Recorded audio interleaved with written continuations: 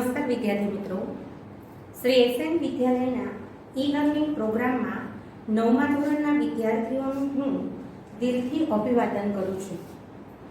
મિત્રો, ગયા લેક્ચરમાં આપણે કમ્પેરિઝન ઓફ ડિગ્રીનું ચેપ્ટર છે તે કમ્પ્લીટ કર્યું અને હવે આપણે શરૂ કરવા જઈ રહ્યા છીએ ફંક્શન, કે જે 9મા ધોરણની પરીક્ષામાં તમને આઈડેન્ટિફાય ધ ફંક્શન એટલે કે ફંક્શનને ઓળખો અને એક બીજો ક્વેશ્ચન છે કમ્પ્લીટ ધ સેન્ટેન્સીસ, વાક્યને પૂર્ણ કરો. આ બંને ક્વેશ્ચન માટે આપણે આ ફંક્શન શીખવા ખૂબ જ જરૂરી છે. મિત્રો, અહીંયા તમને બોર્ડ ઉપર એક આખો કોઠો લખેલો દેખાય છે. આ જે કોઠો છે એ હજુ અધૂરો છે. હજુ પણ આપણે બીજા થોડા ફંક્શન જોવાના છે. પણ મિત્રો, ધ્યાન રાખજો કે આ તમને પરફેક્ટ આવડી જશે તો બહુ ઝડપથી બધા ફંક્શન છે એ તમને ઓળખતા આવડી જશે. અહીંયા બે કોલમ છે ભરેલી છે. એક એક્ઝામ્પલ માટેની મેં બાકી રાખી છે કે જ્યાં આપણે કેવી રીતે સેન્ટેન્સ છે એ બનાવવા એ આપણે જોવાનું છે, અથવા તો આ ફંક્શન છે એના સેન્ટેન્સ કેવા હોય એ જોવાનું છે. તો મિત્રો, સૌપ્રથમ આપણે શરૂઆત કરીએ. સૌથી પહેલું કોલમ છે, અહીંયા મેં લખ્યું છે કે નેમ ઓફ ધ ફંક્શન, એટલે કે પહેલી કોલમમાં તમને ફંક્શનના નામ આપેલા છે કે એક્ઝામમાં એ ફંક્શન છે એનું નામ શું હશે. ત્યારબાદ સેકન્ડ કોલમમાં લખ્યું છે કે આઈડેન્ટિફાય ધ ફંક્શન. હવે તમને જે ફંક્શનના નામ આપ્યા છે એ ફંક્શનનું વાક્ય કેવી રીતે ઓળખી શકાય એના માટેની ક્લુ આપણને સેકન્ડ કોલમમાં આપેલી છે અને એના ઉપરથી ત્રીજી કોલમમાં આપણે એક્ઝામ્પલ જોવાના છે. તો સૌથી પહેલું છે ડિસ્ક્રાઇબિંગ ધ પાસ્ટ ઇવેન્ટ્સ. જ્યારે તમને કોઈ સેન્ટેન્સ આપ્યું હોય અને એવું કીધું હોય કે આમાંથી ડિસ્ક્રાઇબિંગ ધ પાસ્ટ ઇવેન્ટ્સનું વાક્ય છે એને તમે શોધો, તો આપણે કેવી રીતે એ વાક્યને શોધી શકાય. તો સૌપ્રથમ આપણને આખું વાક્ય લખ્યું હોય એમાં જો ભૂતકાળનું રૂપ આપ્યું હોય તો એને પાસ્ટ ઇવેન્ટ્સ એટલે કે ભૂતકાળની પ્રક્રિયા કહેવાય. સેકન્ડ છે ડીડ નોટ, એટલે કે ડીડ નોટની સાથે ક્રિયાપદનું મૂળ રૂપ આપ્યું હોય તો એના પરથી પણ ઓળખી શકાય કે આ સાદા ભૂતકાળની પ્રક્રિયા છે. અને ત્રીજું છે વોઝ અથવા તો વેરની સાથે ક્રિયાપદનું આઈએનજી વાળું રૂપ, તો એને પણ પાસ્ટ ઇવેન્ટ્સ જ કહેવાય છે. તો મિત્રો, અહીંયા આપણને ત્રણ વસ્તુ આપી છે. ફરી એકવાર, ડિસ્ક્રાઇબિંગ ધ પાસ્ટ ઇવેન્ટ્સ કીધું હોય ત્યારે ત્રણ વસ્તુ ધ્યાનમાં રાખવાની છે.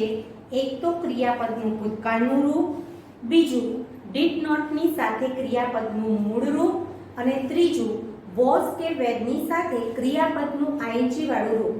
આ ત્રણ વસ્તુ ઉપરથી આપણે વાક્યને ઓળખવાનું છે. તો હવે એના ઉપરથી આપણે એક્ઝામ્પલ જોઈએ. તો સૌથી પહેલું છે ભૂતકાળનું રૂપ. તો આપણે પહેલું વાક્ય છે તે ભૂતકાળના રૂપ વાળું લખીએ કે આઈ મેટ માય ફ્રેન્ડ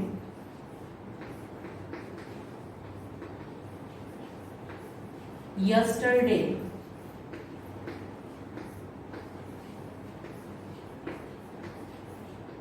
તો મિત્રો, અહીંયા આપણે વાક્યને ઓળખવાનું છે. સૌથી પહેલા તો મીટનું ભૂતકાળનું રૂપ આપણને મેટ આપ્યું છે અને પાછળ યસ્ટરડે ભૂતકાળ દર્શાવતો શબ્દ છે, એટલે કે આને પાસ્ટ ઇવેન્ટ્સ કહી શકાય. સેકન્ડ એક્ઝામ્પલ આપણે ડીડ નોટનું લખીએ તો he did not play with me. તો મિત્રો સેકન્ડ સેન્ટેન્સ છે he did not play with me. તો એની અંદર પણ આપણને did not ની સાથે ક્રિયાપદનું મૂળ રૂપ આપેલું છે એટલે એને પાસ્ટ ઇવેન્ટ્સ કહી શકાય. અને ત્રીજું વાક્ય આપણે લખીએ she was cleaning her room. તો મિત્રો અહીંયા પણ was ની સાથે ક્રિયાપદનું ing વાળું રૂપ છે એટલે કે આ ત્રણ પ્રકારના એક્ઝામ્પલ છે તે પાસ્ટ ઇવેન્ટ્સ દર્શાવે છે. એટલે જ્યારે પણ આપણને કોઈ સેન્ટેન્સ આપ્યું હોય અને એવું કીધું હોય કે આમાંથી પાસ્ટ ઇવેન્ટ્સ દર્શાવતું સેન્ટેન્સ શોધો તો આ ત્રણ પ્રકારના વાક્ય છે એ આપણે જોઈ લેવાના. આમાંથી કોઈ પણ પ્રકારનું વાક્ય હોય તો એને પાસ્ટ ઇવેન્ટ્સ કહી શકાય. સેકન્ડ છે એમાં આપણને ચાર શબ્દો આપ્યા છે. એક્સપ્રેસિંગ. એક્સપ્રેસિંગ એટલે કે વર્ણવવું અથવા તો દર્શાવવું. પોસિબિલિટી. પોસિબિલિટી એટલે શક્યતા. નેસેસિટી એટલે જરૂરિયાત. ઓબ્લિગેશન એટલે કે ફરજ અથવા તો માફી. અને છેલ્લે છે એબિલિટી એટલે કે ક્ષમતા. તો મિત્રો અહીંયા આપણે આ ચાર શબ્દ છે એને અલગ અલગ રીતે યાદ રાખવાના છે કે જ્યારે આપણને પોસિબિલિટી કીધી હોય ત્યારે મે અથવા માઇટ નો ઉપયોગ કરી શકાય. નેસેસિટી કીધી હોય ત્યારે મસ્ટ અથવા તો હેવ ટુ નો ઉપયોગ કરી શકાય. ઓબ્લિગેશન કીધું હોય ત્યારે શુડ નો ઉપયોગ કરી શકાય. અને એબિલિટી હોય ત્યારે કેન અથવા તો કુડ નો ઉપયોગ કરી શકાય. તો આના ઉપરથી આપણે યાદ રાખવાનું છે. તો હવે આપણે એના સેન્ટેન્સ જોઈએ એક્ઝામ્પલમાં. તો સૌથી પહેલું મે અને માઇટ વાળું. તો રોહન મે fail this year. અહીંયા આપણે એક વાક્ય લખ્યું છે રોહન મે ફેલ ધીસ યર. એટલે કે રોહન કદાચ આ વર્ષે નાપાસ થશે. તો કદાચ એટલે સંભાવના દર્શાવે છે, શક્યતા. આપણને પરફેક્ટ ખબર નથી તો અહીંયા મેનો ઉપયોગ થયેલો છે એટલા માટે આને પોસિબિલિટી વાળું વાક્ય કહી શકાય. હવે એના જ ઉપરથી આપણે માઇટ વાળું વાક્ય લખીએ she might come here. તો અહીંયા પણ મેનું ભૂતકાળના રૂપ તરીકે might નો ઉપયોગ થાય છે. તો might છે એ પણ શક્યતા દર્શાવે છે. ત્યારબાદ બીજો શબ્દ છે નેસેસિટી. એટલે કે જરૂરિયાત. એટલે કે એકદમ ફરજિયાતપણું કે જેમાં આપણે કરવું જ પડે. તો એના માટે બે શબ્દ છે મસ્ટ અને હેવ ટુ. તો હવે આપણે ત્રીજું વાક્ય જોઈએ. we must follow the traffic rules.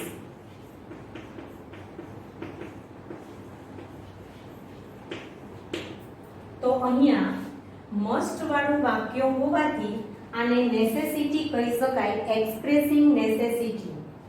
હવે આપણે એક હેવ ટુ વાળું વાક્ય લખીએ.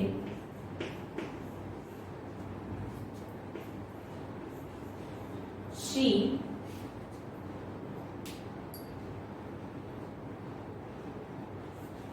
has to tell everything.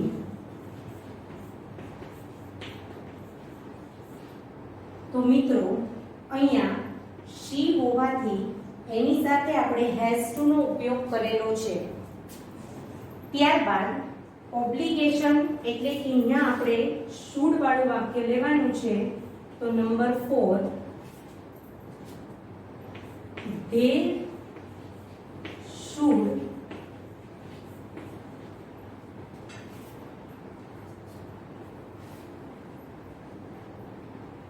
give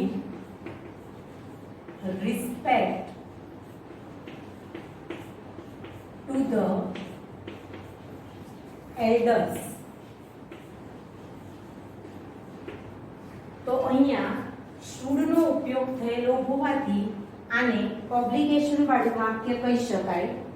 અને છેલ્લે છે એબિલિટી. એબિલિટી એટલે કે આપણામાં રહેલી ક્ષમતા, કોઈ કાર્ય કરવાની શક્તિ, કરી શકવું એવો અર્થ થાય છે. જે આપણે કેન અથવા કુડ નો ઉપયોગ કરવાનો છે. તો રાજ કેન રન ફાસ્ટ. તો અહીંયા કેન વાળું વાક્ય હોવાથી એને એબિલિટી કહી શકાય. અને છેલ્લું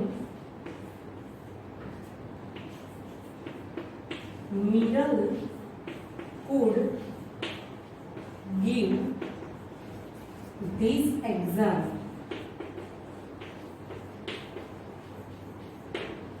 તો અહીંયા could નો ઉપયોગ થયેલો હોવાથી આપણે એને એબિલિટી વાળું વાક્ય કહી શકીએ.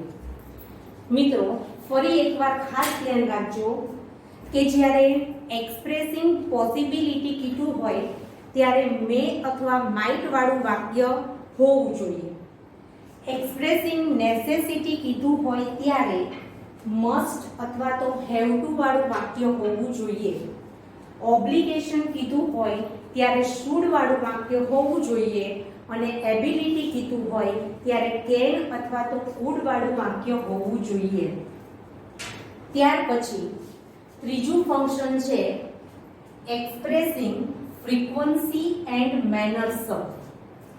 તો મિત્રો ખાસ ધ્યાન રાખજો કે જ્યારે આપણને એક્સપ્રેસિંગ મેનર્સ ઓનલી એટલું જ કીધું હોય કે એક્સપ્રેસિંગ મેનર્સ ઓફ, તો ત્યારે એડવર્બ્સ વિથ એલવાય સફિક્સ. સફિક્સ એટલે કોઈ પણ ક્રિયા વિશેષણ છે એની પાછળ એલવાય શબ્દ લાગેલો હોય ત્યારે એ વાક્ય છે એને આપણે મેનર્સ વાળું વાક્ય કહીશું. અને જ્યારે એવું કીધું હોય કે એક્સપ્રેસિંગ ફ્રીક્વન્સી, ફ્રીક્વન્સી એટલે કે અવારનવાર, જે ક્રિયા અવારનવાર એટલે કે રોજિંદી થાય છે, તો આપણે એ કાળમાં સમજી લીધું છે કે સાદા વર્તમાન કાળની અંદર આ ક્રિયા છે તે દર્શાવવામાં આવે છે. તો જેટલા સાદા વર્તમાન કાળના શબ્દો છે એ શબ્દો અને ક્રિયાપદનું મૂળરૂપ અથવા તો એસ કે ઈએસ વાળા રૂપ વાળું વાક્ય હોય, ટૂંકમાં સાદા વર્તમાન કાળનું વાક્ય છે તે ફ્રીક્વન્સી દર્શાવે છે. ખાસ આપણે ધ્યાનમાં લેવાનું છે. તો એના માટે પણ આપણે એક્ઝામ્પલ જોઈ લઈએ. તો પહેલું છે he always works bravely.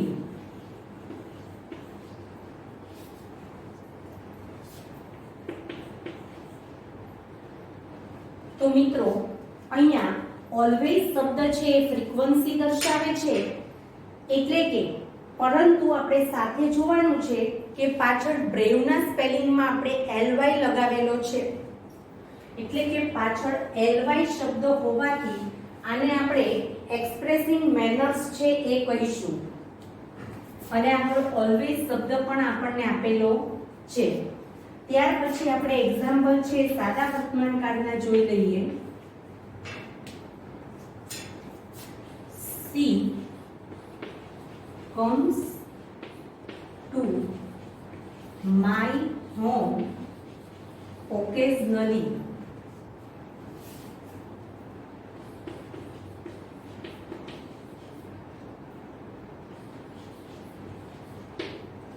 તો અહીંયા she comes to my home occasionally. તે પ્રસંગોપાત મારા ઘેર આવે છે.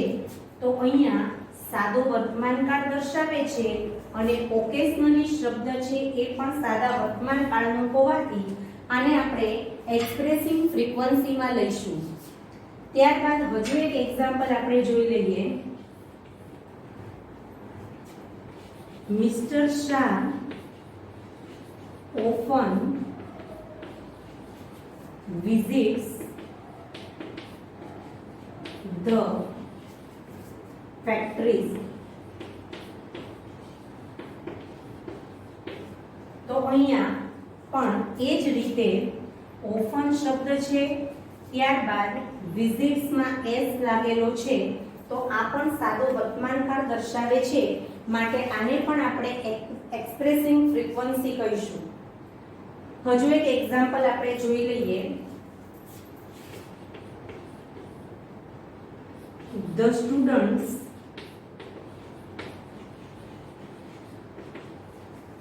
sometimes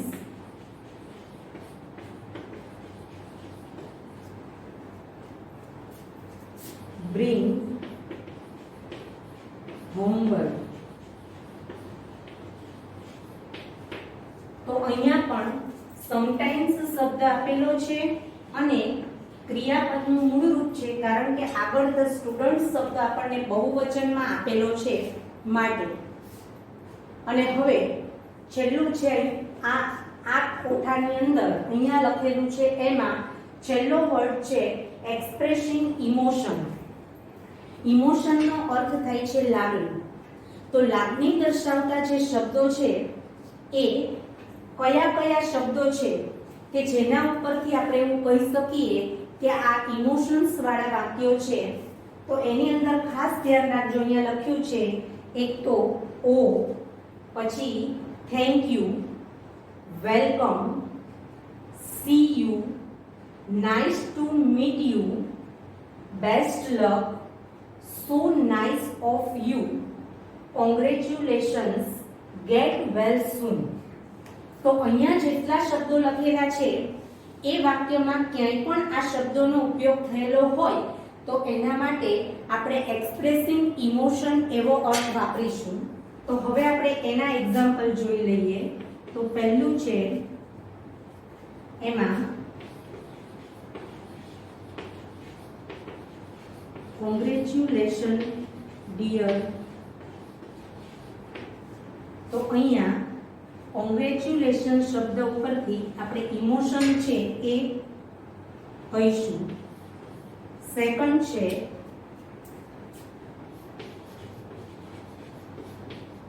thank you for my help. તો અહીંયા પણ થેન્ક યુ શબ્દનો ઉપયોગ થયેલ છે. ત્યાર પછી નંબર 3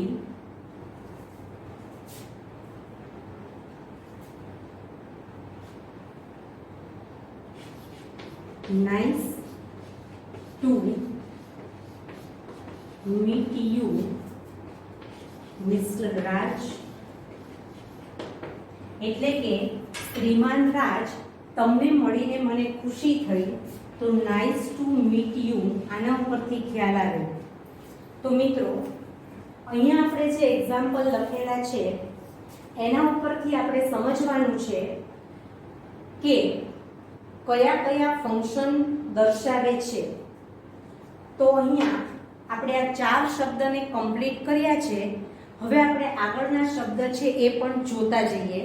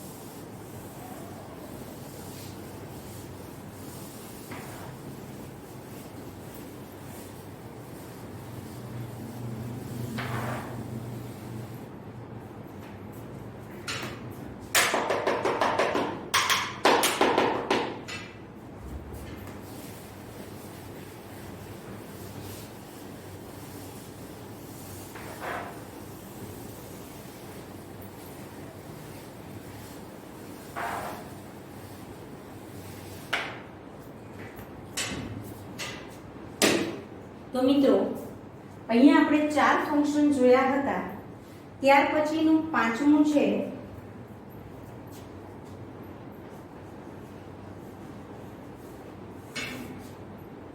કમ્પેરિંગ.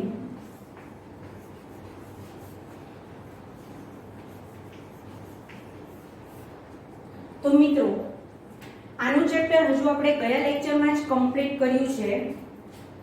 Comparing things.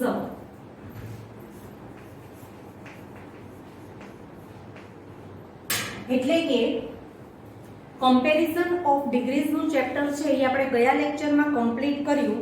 તો હવે તો તમને એના નિયમ યાદ હશે જ કે કમ્પેરિંગ શબ્દ આવે એનો અર્થ એવો કે આ ડિગ્રીનું ચેપ્ટરની વાત કરવામાં આવેલી છે. તો કમ્પેરિંગ એટલે સરખામણી કરવી. તો અહીંયા એના માટે કયા કયા શબ્દો છે એ આવી શકે છે તો એ આપણે જોઈ લઈએ. કે તો as,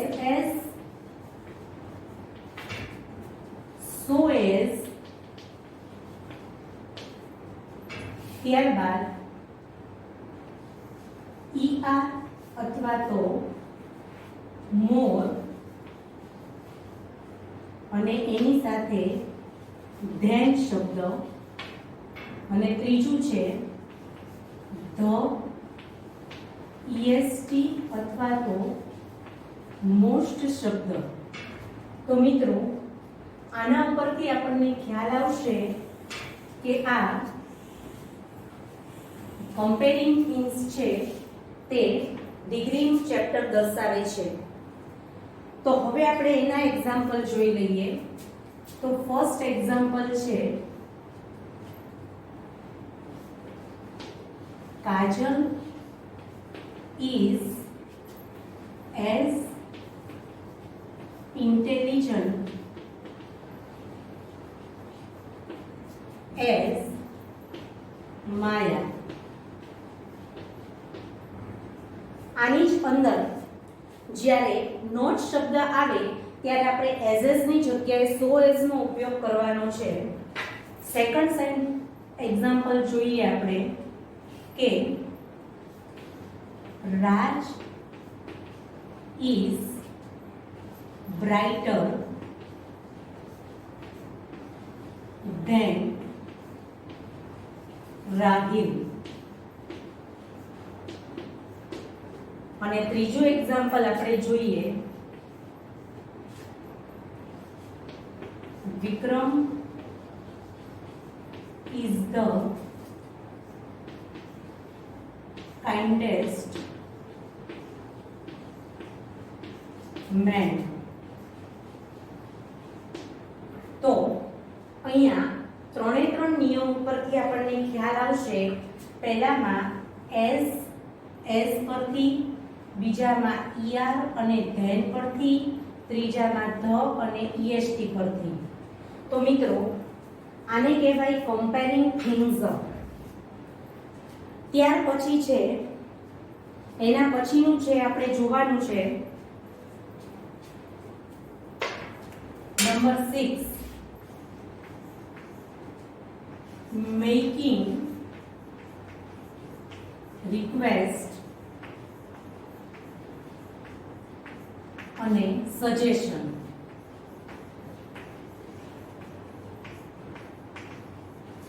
તો મિત્રો જ્યારે પણ આપણે કોઈને વિનંતી કરવી હોય, રિક્વેસ્ટ કરવી હોય ત્યારે અને સજેશન એટલે કે સૂચન કરવું હોય ત્યારે આપણે કેવી રીતે આ વાક્ય બનાવી શકીએ એના માટે કયા શબ્દો વપરાય છે એ જોઈ લઈએ.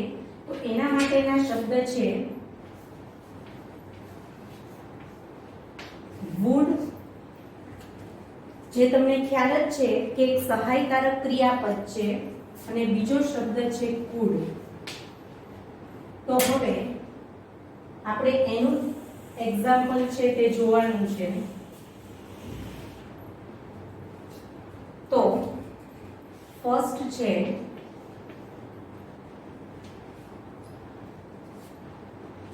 I would like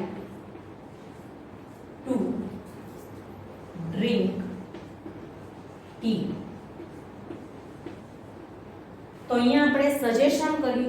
સૂચન કર્યું છે કે મને ચા પીવી ગમશે, તો અહીંયા વુડ પરથી આપણને ખ્યાલ આવશે.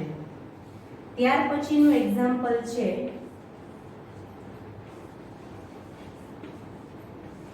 would you help me please? તો અહીંયા વિનંતી દર્શાવવા માટે આપણે could નો ઉપયોગ કરેલ છે, એટલે કે તે રિક્વેસ્ટનું સૂચન કરે છે.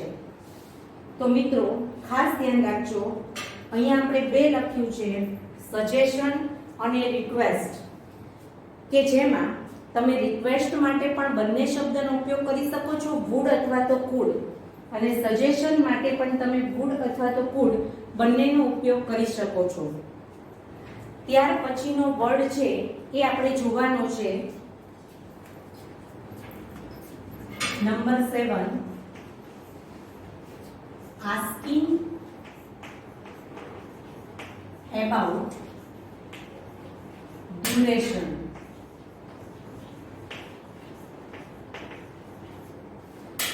જ્યારે કોઈ ડ્યુરેશન એટલે કે સમયનો કાળ, ત્યારબાદ આપણે જોવાનું છે નંબર્સ, અને ત્રીજો શબ્દ છે ક્વોલિટી.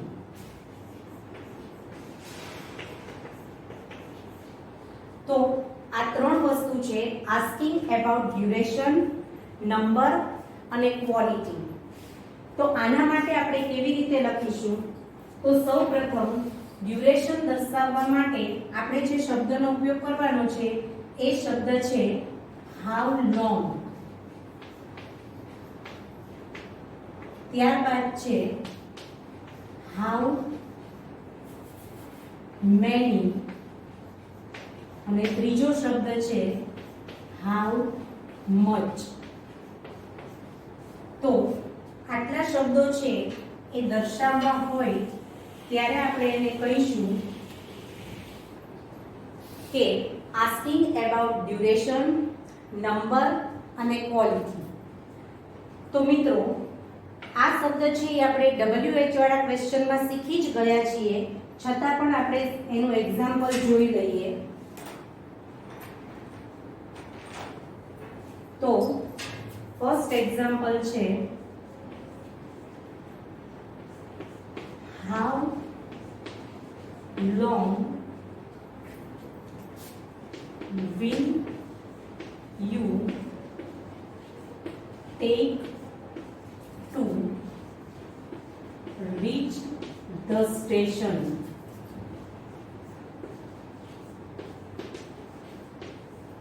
તો અહીંયા કેટલો સમય, how long will you take, તમે કેટલો સમય લેશો, ટુ રીચ એટલે પહોંચવામાં, ધ સ્ટેશન, સ્ટેશને પહોંચવામાં તમે કેટલો સમય લેશો.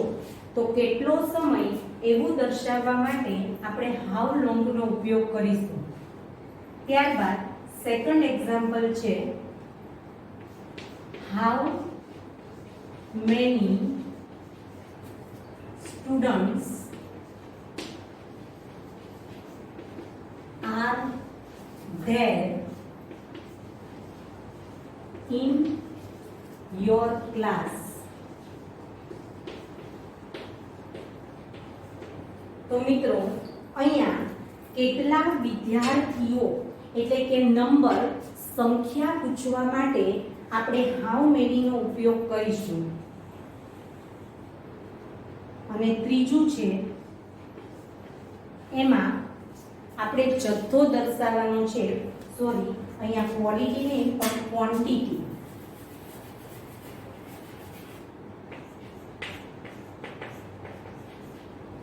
કેટલો જથ્થો છે, તો જથ્થો દર્શાવવા માટે આપણે હાઉ મચ નો ઉપયોગ કરીશું. તો how much water do you drink daily? તો કેટલું પાણી એટલે કે ક્વોન્ટિટી જથ્થો દર્શાવવા માટે આપણે હાઉ મચ નો ઉપયોગ કરીશું. ત્યાર પછીનું છે નંબર 8, ટોકિંગ એબાઉટ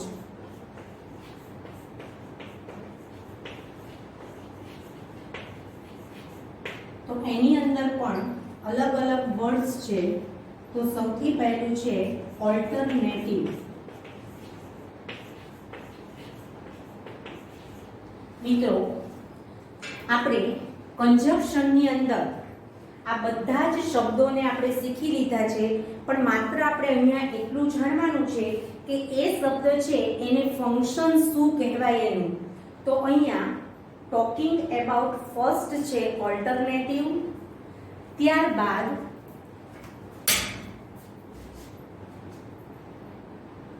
પછીનું છે ટોકિંગ એબાઉટ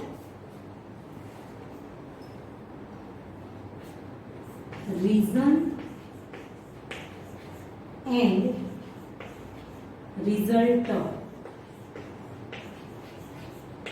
એ આપણા કંજક્શનની અંદર આવી ગયેલા છે. તો હવે આપણે એના વિશે વાત કરવાની છે. તો પ્રથમ ટોકિંગ એબાઉટ ઓલ્ટરનેટિવ. તો ઓલ્ટરનેટિવ એટલે કે વિકલ્પ પસંદ કરવા. તો વિકલ્પ પસંદ કરવા માટે આપણે બે શબ્દનો ઉપયોગ કરીએ છીએ, આઈધર ઓર અથવા તો નાઈધર નોર. તો હવે સૌથી પહેલું છે એમાં આઈધર ઓર અને બીજો શબ્દ છે નાઈધર નોર. અને રીઝન એન્ડ રિઝલ્ટ. તો આપણને ખબર છે કે રીઝન એન્ડ રિઝલ્ટ માટે ત્રણ શબ્દ છે, સો અથવા તો ધેરફોર એટલે કે શો, ધેરફોર અને ત્રીજો શબ્દ છે બીકોઝ. તો શો, ધેરફોર અને ત્રીજો શબ્દ છે બીકોઝ. તો મિત્રો આ શબ્દો છે એ આપણા કંજક્શનમાં આવી ગયેલા છે, પણ માત્ર આપણે એટલું સમજવાનું છે કે જ્યારે ટોકિંગ એબાઉટ ઓલ્ટરનેટિવ કીધું હોય ત્યારે આઈધર ઓર અથવા નાઈધર નોર નો ઉપયોગ થશે, અને જ્યારે એવું કીધું હોય કે talking about reason and result તો એની અંદર સો, ધેરફોર અને બીકોઝ. તો હવે આપણે એના એક્ઝામ્પલ જોઈ લઈએ. તો પહેલું છે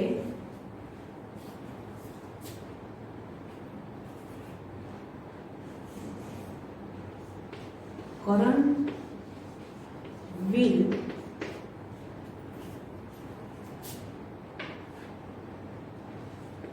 either pass or fail in the exam.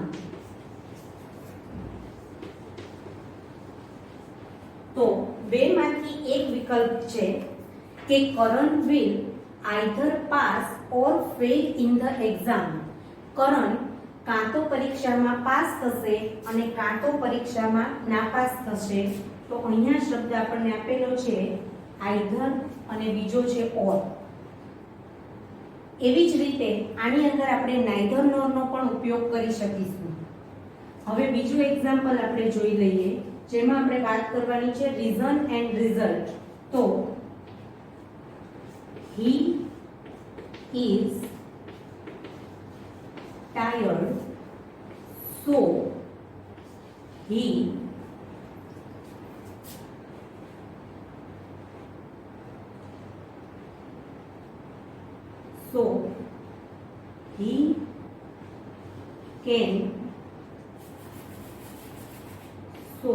he will sleep early.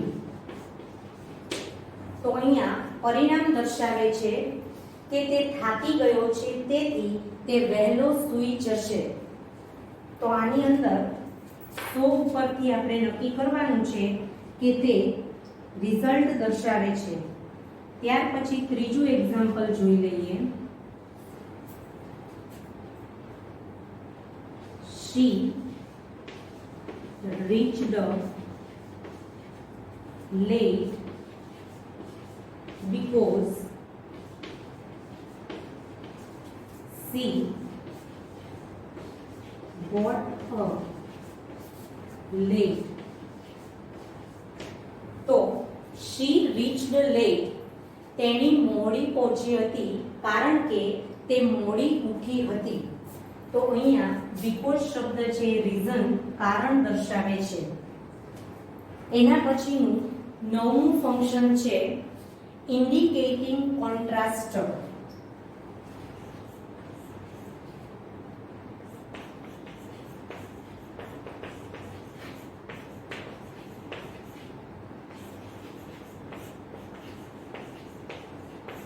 તો મિત્રો આ પણ આપણે કંજક્શનમાં શીખી ગયા છીએ કે જ્યારે એક જ વાક્યમાં બે પરસ્પર વિરોધાભાસ દર્શાવવામાં આવે ત્યારે આપણે તો, ઓલ્ધો, બટ, યેટ આવા શબ્દોનો ઉપયોગ કરતા હતા. તો મિત્રો એ જ શબ્દો છે એ આપણે અહીંયા જોવાના છે, પરંતુ એને કહેવાય કોન્ટ્રાસ્ટ. કોન્ટ્રાસ્ટ એટલે વિરોધ. તો હવે એમાં કયા કયા શબ્દ આવે છે એ આપણે જોઈ લઈએ. તો એક તો ધો અથવા તો ઓલ્ધો, ત્યારબાદ બટ અને ત્રીજો શબ્દ છે યેટ. તો આ ત્રણે ત્રણ શબ્દો છે તે કોન્ટ્રાસ્ટ દર્શાવે છે. હવે આપણે એનું એક્ઝામ્પલ જોઈ લઈએ. તો ફર્સ્ટ, ધો he is poor, he is honest. તો અહીંયા ધો પરથી ખ્યાલ આવશે. સેકન્ડ છે બટ વાળું જોઈ લઈએ.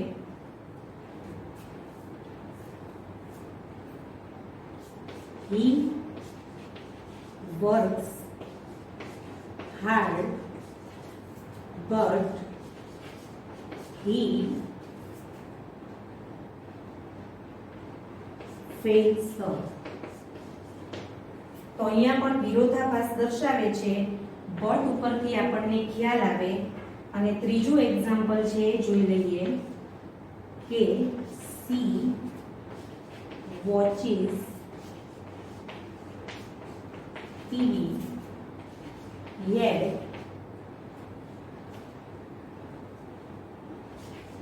her mother